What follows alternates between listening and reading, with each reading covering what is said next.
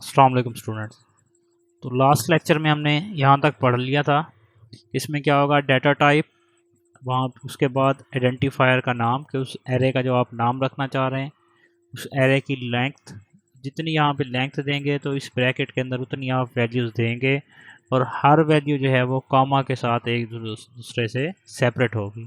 यहाँ पे इसकी एग्जांपल दी हुई है इंट, ये इसकी डाटा टाइप होगी, ये उसका आइडेंटिफायर हो गया जो उसको आइडेंटिफाई करेगा, शनाख्त करवाएगा। मार्क्स के नाम पे एक एरे दी गई है 5 एलिमेंट्स की। तो अब देखें यहाँ पे ब्रैकेट के अंदर 5 एलिमेंट्स उन्होंने दिए हुए हैं, 1 2 3 4 और 5।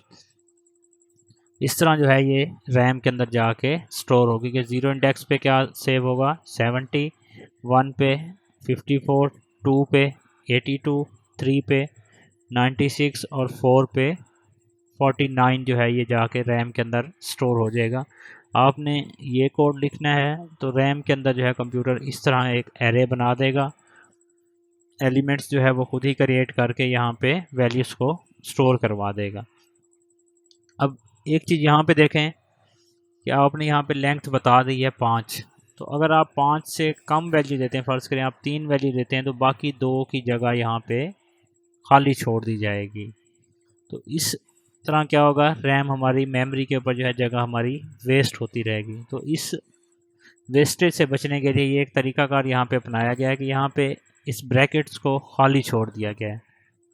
खाली छोड़ने का क्या मतलब है कि जितनी आप वैल्यू देंगे उतने एलिमेंट्स की जो है ये एरे खुद ब खुद बना देगा। अगर आप 10 देंगे तो 10 एलिमेंट की बना देगा, 20 देंगे तो 20 की, 30 देंगे तो 30 की। इससे ये होगा कि जो खाली पहले एलिमेंट्स रह जाते थे, इस तरह जो है वो आप उस मेमोरी की वेस्टेज से जो है वो बच जाएंगे। अब है accessing individual element of array के हर इनफरादी एलिमेंट को हम किस तरह एक्सेस कर सकते हैं या उस तक कैसे रसाई हासिल कर सकते हैं। Each individual element of an array is accessed by specifying the following. ये चीज़ें स्पेसिफाई करेंगे। पहले आप नेम ऑफ एरे के, उस एरे का नाम बताएंगे। इंडेक्स ऑफ एलिमेंट के, जिस एलिमेंट की आप वैल्यू एक्सेस करना चाहते हैं, पहले एलिमेंट की करना चाहते हैं तो 0 इंडेक्स देंगे, दूसरे की करना चाहते हैं तो 1 इंडेक्स, तीसरे की करना चाहते हैं तो 2 इंडेक्स। तो वो इंडेक्स बताएंगे और उस एरे का नाम बताएंगे तो आप उसकी वैल्यू एक्सेस कर सकते हैं। अब सिंटैक्स यहाँ पे दिया हुआ है, एरे का नाम बताएंगे और इंडेक्स बताएंगे। अब यहाँ पे दिया हुआ जी इंट मार्क्स 5, ये एक एरे है हमारे पास। देखिए मार्क्स 0 पे वो कहता है 20 जाके रख दें, मार्क्स 1 पे क्या चला जाए 50 चला जाए, मार्क्स की 2 लोकेशन पे 70, 3 पे 80 और 4 पे 90। तो ये क्या है, रैम के अंदर जाके ये एलिमेंट्स के अंदर जाके स्टोर। अब देखें ये मार्क्स 0 पे ये है एलिमेंट, 1 पे ये है, 2 पे ये है, 3 पे ये है और 4 पे। तो ये जो सारी वैल्यूज़ आप यहाँ पे दे रहे हैं वो सारी आके यहाँ पे स्टोर हो जाएंगी। अब स्टोर करवाने के लिए भी यही है, डिस्प्ले अगर करवानी है तो उसको लिए आपको पता है कि हमने सी आउट स्टेटमेंट लगा के उसको डिस्प्ले करवाते हैं। देखें अलहदा अलहदा भी आप करवा सकते हैं। और इस देखें कितनी लाइनें आपने लिखनी हैं, 1 2 3 4 5। तो इस तरह जो है वो आप लोगों का प्रोग्राम जो है वो लेंथी हो जाएगा। इस चीज़ से बचने के लिए हम वैल्यूज़ इनपुट कराने के लिए और आउटपुट करवाने के लिए लूप का इस्तेमाल करते हैं। Accessing array elements using loops. Loop आप लोगों ने पढ़ रखे हैं। लूप 3 तरह के होते हैं, while loop, do while loop और फार लूप। तो सबसे ज़्यादा जो है वो फार लूप ही इस्तेमाल किया जाता है। तो यहाँ पे भी देखें फार लूप के ज़रिए जो है वो वैल्यूज़ को एक्सेस भी कर सकते हैं, आप डिस्प्ले भी करवा सकते हैं, इनपुट भी। An easier and faster way of accessing array elements is using loops. The following examples show how array elements can be accessed using for loop. तो देखें यहाँ पे वही array जो है वो 5 एलिमेंट्स की डिक्लेयर की गई है।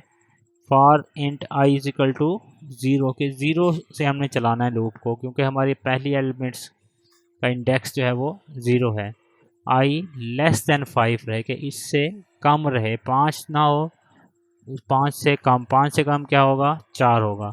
और आई प्लस प्लस के हर दफ़ा जो है आई की वैल्यू में 1 का इंक्रीमेंट होता जाए, इजाफा होता जाए। तो अब क्या है, marks I is equal to I के मार्क्स की आई लोकेशन पे क्या चला जाए आई। तो इससे क्या मुराद है, पहली दफ़ा आई की वैल्यू क्या है 0, तो पहली पोजीशन पे 0 चला जाएगा।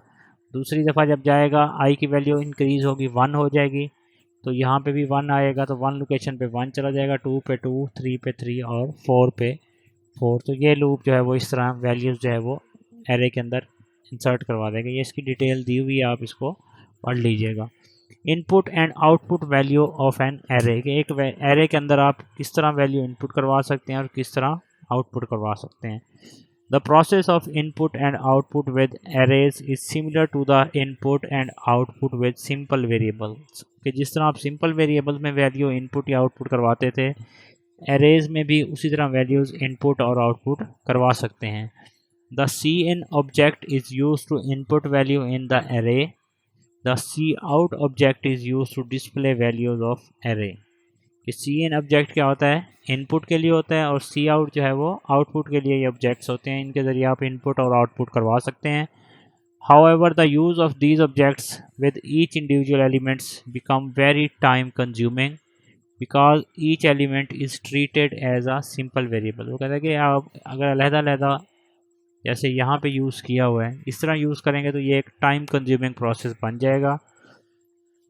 तो इसका हल क्या है, loops are frequently used to input and output data in an array, के एक एरे के अंदर वैल्यूज़ को इनपुट और आउटपुट कराने के लिए लूप्स का इस्तेमाल किया जाता है।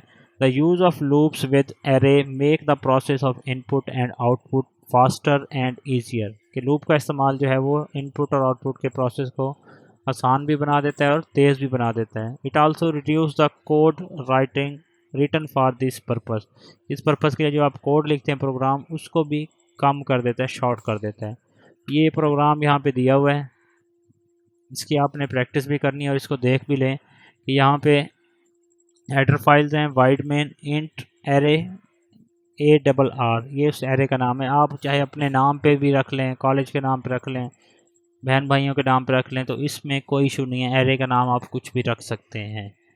तो यहाँ पे 5 एलिमेंट्स की एरे ली गई है। तो यहाँ पे देखें आउटपुट स्टेटमेंट दी हुई है, इंटर 5 इंटीजर्स, के 5 इंटीजर इंटर करें। तो जो पहला इंटीजर आप इंटर करेंगे वो 0 लोकेशन पे चला जाएगा, दूसरा 1 पे, तीसरा 2 पे, 3 पे और 4 पे। ये वैल्यू जो है वो एरे के अंदर हमारी स्टोर हो गई। अब हमने इन एरेज को डिस्प्ले करवाना है। The values in an array are, अब देखें लाइन चेंज करवाने के लिए एंडल भी इस्तेमाल किया जा सकता है और /n भी इस्तेमाल किया जा सकता है।